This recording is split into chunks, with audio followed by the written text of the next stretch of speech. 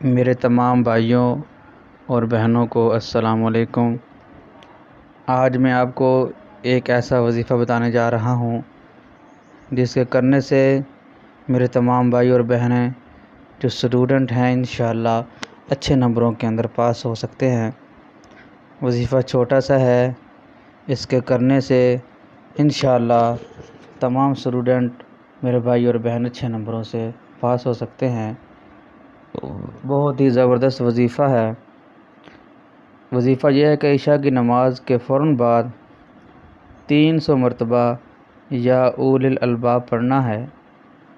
300 مرتبہ یا اول الالباب پڑھنا ہے۔ یہ پڑھ کر اپنے امتحان کے اندر شاندار نمبروں کے لیے دعا کریں، انشاءاللہ اچھے نمبر آئیں گے۔ اور یہ وظیفہ جب تک رزلٹ سامنے نہیں آتا اس وقت تک یہ وظیفہ کرتے رہنا ہے۔ انشاءاللہ آپ دیکھیں گے کہ یہ چھوٹے سے وظیفے کے اندر آپ کو کتنا فائدہ ہوگا اور آپ کتنے ہی اچھے شاندار نمبروں کے اندر پاس ہو جائیں گے۔